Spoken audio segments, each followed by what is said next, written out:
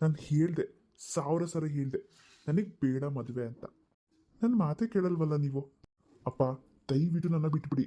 ನನಗೆ ಮದುವೆ ಇಷ್ಟ ಇಲ್ಲ. ಇವತ್ತಾಗಿದ್ದು ಎಕ್ಸ್ಪೀರಿಯನ್ಸು ನನ್ನ ಜೀವಮಾನದಲ್ಲಿ ಎಲ್ಲೂ ಆಗಿಲ್ಲ ಕಣಪ್ಪ. ನೀವು ಇದೇ ರೀತಿ ಮಾಡ್ತಿದ್ರೆ ನಾನಂತೂ ಖಂಡಿತವಾಗ್ಲೂ ಜೀವನದಲ್ಲಿ ಮದುವೆನೇ ಆಗೋದಿಲ್ಲ. ನೋಡೆ, ಕೇಳಿಸ್ಕೊಂಡೇನೆ. ಅಬ್ಬಬ್ಬಬ್ಬಬ್ಬ, ಇವಾಗ ತೃಪ್ತಿ ಆಗೋಯ್ತೇನೆ ಇವಳಿಗೆ. ಮಗ ಮದುವೆ ಆಗ್ದಂಗೆ ಬ್ರಹ್ಮಚಾರಿಯಾಗಿ ಮನೇಲಿ ಇದ್ದುಬಿಟ್ರೆ ನೆಮ್ಮದಿ ಇವಳಿಗೆ. ರೀ, ಅದ್ಯಾಕ್ರಿ ಹೆಂಗೆ ಮಾತಾಡ್ತೀರಾ? ನಾನು ಅವ್ನು ಒಳ್ಳೇದಕ್ಕೆ ತಾನೇ ನೋಡಿದ್ದು. ಮಗ ಏನು ಬ್ರಹ್ಮಚಾರಿ ಆಗೋದು ನನಗೇನು ಇಷ್ಟನಾ? ಏನೋ ಸ್ವಲ್ಪ ವರದಕ್ಷಿಣೆ ಬರುತ್ತೆ, ನಾವು ಸ್ವಲ್ಪ ಏನಾದರೂ ಉದ್ಧಾರ ಆಗ್ಬೋದು ಅಂತ ಅಂದ್ಕೊಂಡೆ. ಯಾರಿಗೆ ಗೊತ್ತಿತ್ತು ಆ ಮಹಾತಾಯಿ ಇಷ್ಟೊಂದು ಮುಂದುವರಿದಾಳೆ ಅಂತ. ಮನೆ ಕೆಲಸ ಅವಳೇ ಮಾಡ್ತಾಳೆ ಅಂತ ಅಂದ್ಕೊಂಡ್ರೆ ಮನೆ ಕೆಲಸಕ್ಕೆ ಯಾರು ಇಡಿ ಅಂತಾಳಲ್ಲ. ಅಬ್ಬಬ್ಬಬ್ಬಬ್ಬ, ಎಂಥ ಕಾಲ ಬಂತಪ್ಪ. ಬಿಸ್ನೆಸ್ ಮಾಡಬೇಕಂತೆ, ಹಾಳಾಗೋಗ್ಲಿ ಬಿಸ್ನೆಸ್ಸನ್ನು ಮಾಡಿಕೊಂಡು ಮನೇನ ಉದ್ಧಾರ ಮಾಡ್ತಾಳೆ, ಅಲ್ಪ ಸ್ವಲ್ಪ ಕಾಸಾದರೂ ಬರುತ್ತೆ ಅಂದ್ಕೊಂಡ್ರೆ ಅದಕ್ಕೆ ಬಂಡವಾಳನೂ ನಾವೇ ಹಾಕ್ಬೇಕಂತೆ. ಜೊತೆಗೆ ಮನೆ ಕೆಲಸ ಮಾಡೋಕ್ಕೆ ಕೆಲಸದವ್ರು ಬೇರೆ ಇಡಬೇಕಂತೆ. ಅಮ್ಮ, ಇವತ್ತು ನೋಡಿದ ಹುಡುಗಿನೇನಾದ್ರು ಮದುವೆ ಮಾಡ್ಕೊಂಡು ಬಂದರೆ ಅಣ್ಣಂಗೆ ಮನೇನ ಮುಳುಗ್ಸೋದಂತೂ ಗ್ಯಾರಂಟಿ. ಬಿಡೋ ಚಿಕ್ಕಣ್ಣ, ಇವಳಿಲ್ಲ ಅಂದರೆ ಇನ್ನೊಬ್ಳು ಊರಿಗೊಬ್ಳೇನ ಸುಂದ್ರಿ. ಬ್ರೋಕರ್ನ ವಿಚಾರಿಸ್ಬಿಟ್ಟು ನಾಳೆ ಇನ್ನೊಂದು ಕಡೆ ಹೋಗೋಣ, ಒಳ್ಳೆ ಹುಡುಗಿ ಸಿಕ್ಕೇ ಸಿಗ್ತಾಳೆ. ಇಲ್ಲಮ್ಮ, ನಾನು ಎಲ್ಲಿಗೂ ಬರಲ್ಲ. ನಾನು ಯಾವ ಹುಡುಗಿನೂ ನೋಡೋಕ್ಕೆ ಬರಲ್ಲ. ಸದ್ಯಕ್ಕೆ ಈ ಮದುವೆಗಿದ್ವೆ ಇದೆಲ್ಲ ಬಿಟ್ಟು ಬಿಡಿ. ಬಿಟ್ಟು ಬಿಡಿ? ಏನೋ ಮಾತಾಡ್ತಿದ್ಯಾ ನೀನು? ಅವೆಲ್ಲ ಸಾಧ್ಯ ಇಲ್ಲ ನೋಡು. ನನಗೆ ಗೊತ್ತು, ನಿನಗೆ ಯಾರೋ ಏನೋ ಮಾಡಿಸಿದ್ದಾರೆ. ಅದಕ್ಕೆ ನಿನ್ನ ಮದುವೆ ಬೇಡ ಅಂತ ಹೇಳ್ತಿರೋದು. ನಮಗಾಗದೆ ಇರೋರು ಯಾರೋ ಏನೋ ಮಾಡಿಸಿದಾರೆ ಕಣೋ ನಿನ್ನ ಮೇಲೆ. ಯಾರಿರ್ಬೋದಮ್ಮ? ಇನ್ಯಾರು? ಅವಳೇ ಮಾಟಗಾತಿ ಇದ್ದಾಳಲ್ಲ, ದೇವಸ್ಥಾನದಲ್ಲಿ ಜಗಳ ಮಾಡಿದ್ಲಲ್ಲ, ಅವಳೇ ಮಾಡಿಸಿರೋದು. ನೀವು ಈ ಜನ್ಮದಲ್ಲಿ ಬದಲಾಗಲ್ಲ. ಎಗ್ರು ಸದ್ಯ ಗೊತ್ಬಿಡ್ತೀನಿ ಕಡೆ ನಿನಗೆ. ಹಾಂ, ಎಷ್ಟು ಸತಿ ಹೇಳ್ತೀನಿ ಹಿಂಗೆ ಮಾತಾಡಬೇಡ ಅಂತ. ಈ ಸತಿ ಅವನು ಏನಾದರೂ ಹೋದ ಮನೆ ಬಿಟ್ಟು ಅಂದರೆ ಮತ್ತೆ ಬರಲ್ಲ ಕಣೆ. ಅವನಿಗೇನಾದರೂ ಮತ್ತೆ ಇಂಥ ಕೆಲಸ ಮಾಡದೆ ಅಂದರೆ ನನಗೆ ಗೊತ್ತಲ್ಲ, ಅವತ್ತು ಒಂದು ಡೇಟ್ ಹೊಡೆದಿದ್ದೀನಿ ನಿನಗೆ. ಈ ಸತಿ ಮನೆಯಿಂದ ಆಚೆಗೆ ಹಾಕ್ಬಿಡ್ತೀನಿ, ತಿಳ್ಕೊಬಿಡು. ನೋಡು ಶಿಲ್ಪ, ಹಿಂಗಾಯ್ತು. ಬೇಡ ಬೇಡ ಅಂತಂದ್ರು ನಮ್ಮಮ್ಮ ನನ್ನ ಮಾತು ಕೇಳೋದೇ ಇಲ್ಲ. ಅದೇನು ದ್ವೇಷ ಮಾಡ್ತಿದ್ದಾರೋ ಏನೋ. ನನಗೂ ಹೇಳಿ ಸಾಕಾಗ್ಬಿಟ್ಟಿದೆ. ಇನ್ನು ಹುಡುಗಿನ ನೋಡಲೇಬೇಡಿ ನನಗೆ, ನಾನು ಮದುವೆನೇ ಮಾಡ್ಕೊಳ್ಳಲ್ಲ ಹಿಂಗೆಲ್ಲ ಮಾಡಿದ್ರೆ ಅಂತ ಹೇಳ್ಬಿಟ್ಟಿದ್ದೀನಿ. ಅಯ್ಯೋ, ಹಂಗಂದ್ರೆ ಆಗುತ್ತಾ? ಮತ್ತು ನನ್ನ ಕತೆ? ಸುಮ್ಮನೆ ಹೇಳಿದೆ ಅಷ್ಟೇ. ನಿನ್ನೇ ಮದುವೆ ಮಾಡ್ಕೊಳ್ಳೋದು ನಾನು. ಮತ್ತೆ ನಿಮ್ಮ ಮನೇಲಿ ಒಪ್ಕೋತಾ ಇಲ್ವಲ್ಲ, ಹೇಗೆ? ನನಗೆ ನಮ್ಮಮ್ಮ ಅಂತೂ ಒಪ್ಕೊಳ್ಳಲ್ಲ ಅಂತ ಗೊತ್ತಾಯಿತು. ಒಂದು ಕೆಲಸ ಮಾಡೋಣ, ಇದಕ್ಕೆ ಏನು ಸೊಲ್ಯೂಷನ್ ಅಂತ ನನಗೆ ಗೊತ್ತಾಗ್ತಿಲ್ಲ. ನನಗೆ ಒಬ್ಬರು ಫ್ರೆಂಡ್ ಆಗಿದ್ದಾರೆ, ಅವ್ರ ಹೆಸರು ಗೀತಾ ಅಂತ. ನಾನು ತಲೆಗೆ ಏಟು ಬಿದ್ದಿದ್ದಾಗ ಅವರೇ ಅವ್ರ ಮನೆಗೆ ಕರ್ಕೊಂಡೋಗಿ ನನ್ನ ಆರೈಕೆ ಮಾಡಿದ್ದು.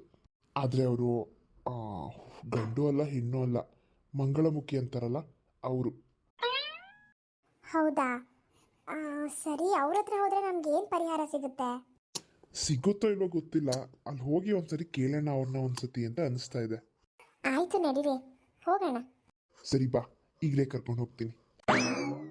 ಓ, ಬರಬೇಕು ಬಡವರ ಮನೆಗೆ. ಹೇಗಿದ್ದೀರಾ? ನಾನು ಚೆನ್ನಾಗಿದ್ದೀನಿ ಗೀತಕ್ಕ, ನೀನು ಹೇಗಿದ್ಯಾ? ನಾನು ಚೆನ್ನಾಗಿದ್ದೀನಿ. ಯಾರಿದು? ನೀ ಹೇಳಿದ್ದಲ್ಲ ಈ ಹುಡುಗಿ ಅಂತ, ಅವಳೇನಾ? ಹಾಂ, ಅವಳೇನೆ. ನೋಡಿದ್ರೆ ಗೊತ್ತಾಗತ್ತೆ. ಜೋಡಿ ತುಂಬಾನೇ ಚೆನ್ನಾಗಿದೆ. ನನ್ನಿಂದ ಏನಾಗಬೇಕಿತ್ತು? ಅದು ಗೀತಕ್ಕ, ಮನೇಲಿ ಇಷ್ಟ ಆಯಿತು ನೋಡಿ. ಓಹೋ, ನಿಮ್ಮ ತಾಯಿ ಹೀಗೆಲ್ಲ ಮಾಡ್ತಿದ್ದಾರಾ? ಈ ದೊಡ್ಡವ್ರಿಗೆ ಅದು ಏನಾಗಿದೆಯೋ ಏನಪ್ಪ, ಬುದ್ಧಿ ಇದೆಯೋ ಇಲ್ವೋ. ಮಕ್ಕಳು ಯಾರನ್ನು ಇಷ್ಟಪಡ್ತಾರೋ ಅವ್ರ ಜೊತೆ ಮದುವೆ ಮಾಡಿದ್ರೆ ಅವ್ರು ಸಂತೋಷವಾಗಿರ್ತಾರೆ ಅಂತ ತಿಳ್ಕೋಬೇಕು. ಈ ವಯಸ್ಸಲ್ಲಿ ಎಂಥ ಹಠ! ಏನೋ ಗೀತಕ್ಕ, ನಮ್ಮಮ್ಮಗಂತೂ ನಾನು ಹೇಳೋಕ್ಕಾಗ್ತಿಲ್ಲ. ಇವಾಗ ಏನು ಮಾಡ್ಬೋದು? ಮನೆಗಂತ ಹೋದರೆ ನೆಮ್ಮದಿನೇ ಇಲ್ಲ. ಅಲ್ಲಿ ಹೋಗೋಣ ಹುಡುಗಿ ನೋಡೋಕ್ಕೆ, ಇಲ್ಲಿ ಹೋಗೋಣ ಹುಡುಗಿ ನೋಡೋಕ್ಕೆ ಅಂತ ನನ್ನ ತಲೆ ತಿಂತಾರೆ. ಇನ್ನು ಶಿಲ್ಪನ ಮನೆಯಲ್ಲೂ ಕೂಡ ಬೇರೆ ಹುಡುಗ ನೋಡಬೇಕು ಅಂತ ಹುಡುಕ್ತಾ ಇದ್ದಾರೆ. ಏನು ಮಾಡ್ಬೇಕಂತಲೇ ಗೊತ್ತಾಗ್ತಾ ಇಲ್ಲ. ಅದಕ್ಕೆ ನೀನೊಂದ್ಸರಿ ಕೇಳೋಣ, ಏನು ಮಾಡೋಣ ಅಂತ. ಒಳ್ಳೆ ಸಜೆಷನ್ ಕೊಡ್ತೀಯಾ ಅಂತ ಬಂದ್ವಪ್ಪ. ಏನು ಮಾಡೋಣ ಅಂತ ನೀನೇ ಹೇಳು. ನೀನು ಹೆಂಗೆ ಹೇಳ್ತೀವೋ ನಾವು ಹಂಗೆ ಮಾಡ್ತೀವಿ. ನನ್ನನ್ನು ಕೇಳಂಗಿದ್ರೆ ನಿಮ್ಮ ಮನೇಲಿ ನಿಮ್ಮ ಮಾತನ್ನು ಕೇಳ್ತಿಲ್ಲ ಅಂದರೂ ನಿಮ್ಮಿಬ್ಬರು ಪ್ರೀತಿ ಗೆಲ್ಲಬೇಕು. ಒಂದು ಕೆಲಸ ಮಾಡಿ, ಇಬ್ಬರು ಮದುವೆ ಮಾಡ್ಕೊಂಬಿಡಿ. ಅಯ್ಯಯ್ಯೋ ಗೀತಕ್ಕ, ಇದಕ್ಕಿನ್ನಕ್ಕೆ ಮದುವೆ ಮಾಡ್ಕೊಂಡ್ರೆ ಆಮೇಲೆ ಮನೆಯವ್ರಿಗೇನು ಹೇಳೋದು? ಮನೆಯವ್ರಿಗೇನು ಹೇಳೋದು ಅಂತಂದರೆ ಪ್ರೀತಿ ಮಾಡುವಾಗಿಲ್ದಿರೋ ಭಯ ಮದುವೆ ಮಾಡ್ಕೊಳಕ್ಕೆ ಯಾಕಮ್ಮ? ಹಾಗಿದ್ರೆ ಮನೇಲಿ ಯಾರನ್ನು ತೋರಿಸ್ತಾರೋ ಅವ್ರ ಜೊತೆನೇ ಮದುವೆ ಮಾಡ್ಕೊಂಬಿಡು. ಅಯ್ಯಯ್ಯೋ ಇಲ್ಲ ಗೀತಕ್ಕ, ನಾನು ಇವ್ರನ್ನ ಬಿಟ್ಟು ಬೇರೆ ಯಾರನ್ನೂ ಮದುವೆ ಮಾಡ್ಕೊಳ್ಳಲ್ಲ. ಹೌದಲ್ವಾ? ಹೌದಲ್ವಾ ಮತ್ತೆ ನಿನಗೂ ಇವರೇ ಬೇಕು, ಇವ್ರಿಗೂ ನೀನೇ ಬೇಕು ಅಂದಮೇಲೆ ಇಬ್ಬರೂ ಮದುವೆ ಮಾಡ್ಕೊಂಡ್ರೆ ಒಳ್ಳೆಯದು. ನನ್ನ ತಲೆಯಲ್ಲೂ ಇದೇ ಇತ್ತು ಗೀತಕ್ಕ. ಆದರೆ ಇದನ್ನೇನಾದ್ರು ಅವಳು ಹೇಳಿದ್ರೆ ಬೇಜಾರು ಮಾಡ್ಕೋತಾಳೇನೋ ಅಂದ್ಬಿಟ್ಟು ನಾನು ಡೈರೆಕ್ಟಾಗಿ ಹೇಳಿಲ್ಲ. ನಿನ್ನ ಹತ್ರ ಕರ್ಕೊಂಡು ಬಂದೆ ಒಂದು ಸಜೆಷನ್ ತೊಗೊಳ್ಳೋಣ ಅಂತ. ಆದರೆ ನೀನು ಇದನ್ನೇ ಹೇಳ್ದಲ್ಲ, ನನಗೂ ಅದೇ ಸರಿ ಅಂತ ಅನ್ನಿಸ್ತಾ ಇದೆ. ಆದರೆ ಎಲ್ಲಿ ಯಾವಾಗ ಹೇಗೆ ಅನ್ನೋದು ಗೊತ್ತಾಗ್ತಾ ಇಲ್ಲ. ಸರಿನಪ್ಪ. ಇವತ್ತು ಯಾವ ವಾರ? ಇವತ್ತು ಶನಿವಾರ. ಶನಿವಾರ ಸ್ವಾಮಿ ವೆಂಕಟೇಶ್ವರನ ವಾರ. ಯಾಕೆ ನೀವು ಇವತ್ತೇ ಮದುವೆ ಮಾಡ್ಕೋಬಾರ್ದು? ಏನು ಇವತ್ತಾ? ಅಲ್ಲ ಗೀತಕ್ಕ, ಏನು ಹೇಳ್ತಿದ್ಯಾ? ಇವತ್ತೇ ಅಂದರೆ ನಾವೇನು ಪ್ರಿಪ್ರೇಷನ್ ಮಾಡ್ಕೊಂಡಿಲ್ಲ. ಏನು ಪ್ರಿಪ್ರೇಷನ್ ಬೇಕು? ತಾಳಿದ್ರೆ ಸಾಕಪ್ಪ. ತಾಳಿ? ತಾಳಿನಾ? ತಾಳಿನೇ. ಅಲ್ಲ ಗೀತಕ್ಕ, ಇವತ್ತೇನಾ? ಇನ್ನೂ ಸ್ವಲ್ಪ ಸಮಯ ಕೊಡ್ಬೋದಿತ್ತಲ್ವಾ? ಸಮಯ ಕೊಡ್ಬೋದಿತ್ತು, ಆದರೆ ನಾನು ನಾಳೆ ಊರಿಗೆ ಹೋಗ್ತಾ ಇದ್ದೀನಿ. ಮತ್ತೆ ಬರೋದು ತುಂಬ ದಿನ ಆಗುತ್ತೆ.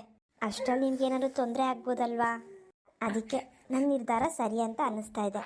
ನಾನು ನಿಮ್ಮಿಬ್ಬರಿಗೂ ಮದುವೆ ಮಾಡಿಸ್ಬಿಟ್ಟು ನಾನು ಹೊರಡ್ತೀನಿ. ನಮ್ಮ ಕಡೆಯವ್ರದ್ದು ಒಂದು ಪೂಜೆ ಇದೆ, ಹಾಗಾಗಿ ನಾನು ಹೋಗಲೇಬೇಕು.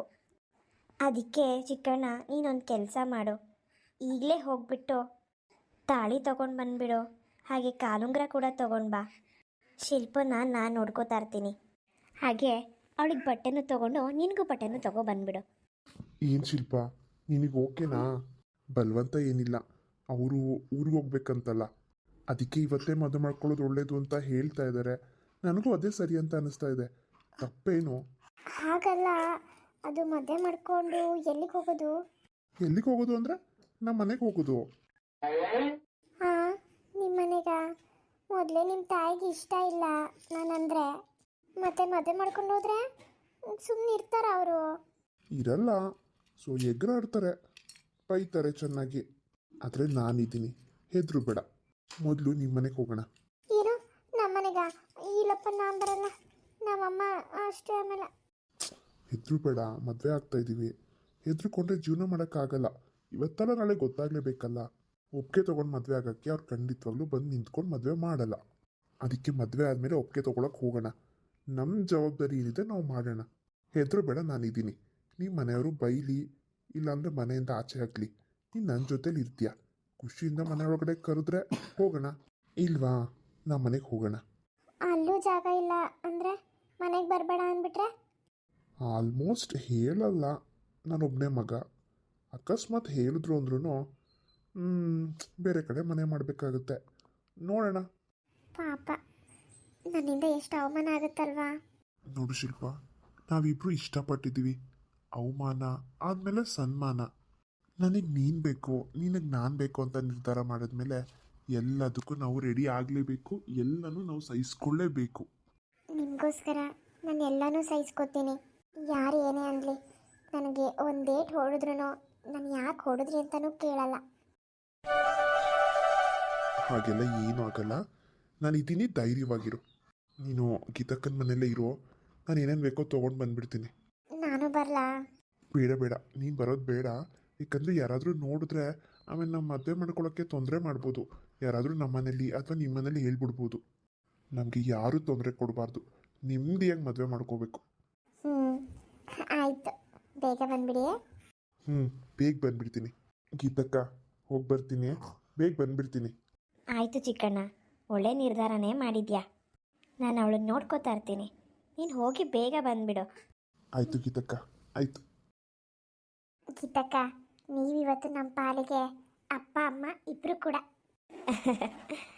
ಎಲ್ಲ ದೇವ್ರಿಚ್ಛೆ. ಫ್ರೆಂಡ್ಸ್, ಇವತ್ತಿನ ಹಳ್ಳಿಯ ಬದುಕು ಎಪಿಸೋಡ್ ನಿಮ್ಮೆಲ್ಲರಿಗೂ ಇಷ್ಟ ಆಗಿರುತ್ತೆ ಅಂದ್ಕೊಂಡಿದ್ದೀನಿ. ಇಷ್ಟ ಆಗಿದ್ರೆ ಪ್ಲೀಸ್ ಲೈಕ್ ಮಾಡಿ, ಶೇರ್ ಮಾಡಿ, ಹಾಗೆ ಹೊಸದಾಗಿ ನೋಡ್ತಿರೋರು ಸಬ್ಸ್ಕ್ರೈಬ್ ಮಾಡಿ. ಇವತ್ತು ಇನ್ನೊಂದು ಎಪಿಸೋಡ್ನ ಹಾಕ್ತಿದ್ದೀನಿ, ಮಿಸ್ ಮಾಡ್ಕೊಬೇಡಿ. ಸಂಜೆ ಹಾಕ್ತೀನಿ. ಬೇಗ ಬೇಗ ಸಬ್ಸ್ಕ್ರೈಬ್ ಯಾರ್ಯಾರು ಮಾಡಿಲ್ಲ ಮಾಡ್ಕೊಬಿಡಿ. ಸಂಜೆ ಸಿಗ್ತೀನಿ ನಮ್ಮ ಮದುವೆ ಜೊತೆ.